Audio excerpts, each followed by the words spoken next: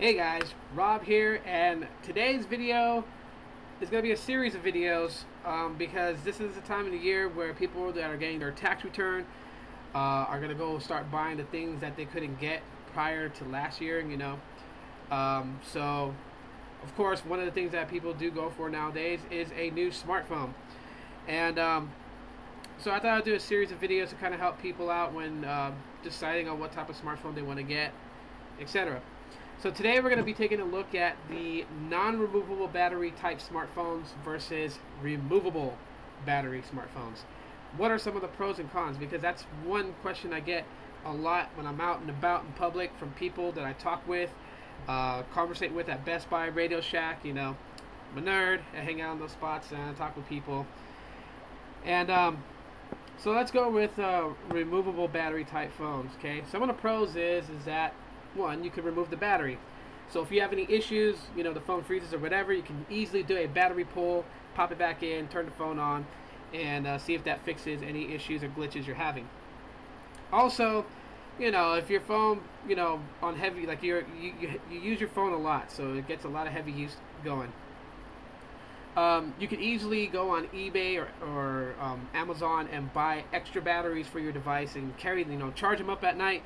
In a day, pack them up in a backpack or stick them in your pocket or whatever, and when your phone dies later on in the day, you can easily just swap batteries without having to carry a charger. So that would be a pro. A con to this would just have to be really a security issue. That security issue is if you have any anti-theft applications on your device, like Cerberus or Android Device Manager. If you're trying to track your phone, say you may have misplaced your phone or someone stole it out of your backpack or whatever, they can easily pop the battery out, and so while you're trying to track your phone, none of those services could actually reach your phone because it is powered off. With the battery being pulled out, that is kind of a security issue with devices like, that are removable battery types.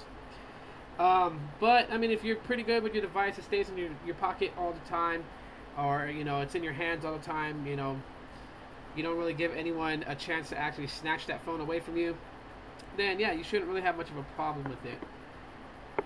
So let's go to non-removables, because this is like one that people have just started to get used to. Some of the pros with this would be the security of this. As you figure, if you have an anti-theft application that's supposed to track your device, like Cerberus or Android Device Manager, Cerberus being a lot better, though, by the way, just my opinion. If you have features that can basically, from the lock screen, if you set like a pin or a pattern type pin, so only you can unlock your device, which you should, to keep your device protected from other weirdos out there. Cerberus does have this one feature where you can disable the ability to power off the device from the lock screen. So the only way you can actually turn your phone off is if you type in your PIN number, or if you swipe in your pattern, unlock the device, then press the power button down to power off the phone. So if they can't power off your phone, that means that while you're tracking it to find out its location, you can see on Cerberus with maps where your device is. And then you can also send commands to like record and take pictures and take videos. So people out there who are thinking about stealing smartphones should really actually watch what they're doing, because these anti-theft apps are getting better and better. Now, some people will say, well, a con for a non-removable type battery type smartphone is the fact that you can't swap batteries if it's dying. And that is true. But that's the reason why a lot of companies have made power packs. Simple, things that probably look like this, those little cylinder ones with the USB cable. And all you basically do is stick it into your micro USB port, and it begins charging your phone. So technically, it is kind of like carrying an additional battery. It's just not one that is interchangeable with the smartphone. It just connects to it to continue to charge it. So yes, you can still keep a non-removable battery type smartphone charged throughout the day. Yeah. When there's a glitch with the phone, by the way, too, when the phone has a glitch, there is a way that you can force reboot the phone by just holding the power button and the volume down, and therefore it will actually reboot the phone. So a lot of the things that would be considered a con for a non-removable type smartphone, the battery, course, you know, they thought of ways that can go, you know, be like workarounds to it. Therefore, you wouldn't need to have the ability to physically remove a battery. Um,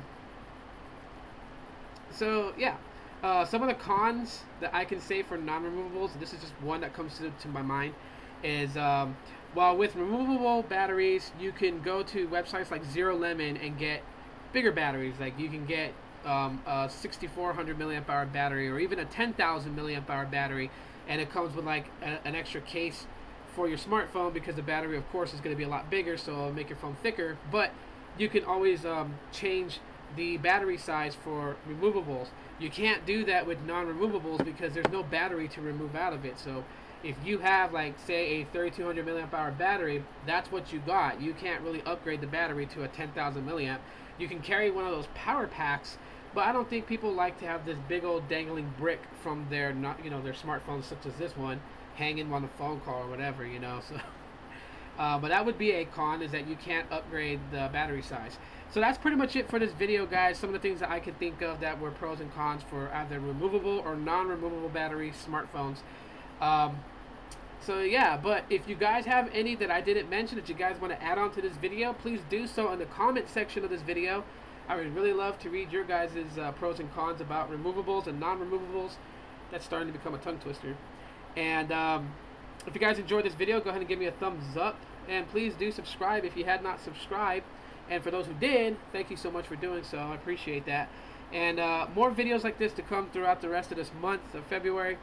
And of course, Valentine's Day is around the corner. So I'll probably be doing a video about some good smartphones for, you know, your loved one that you want to get them for Valentine's Day.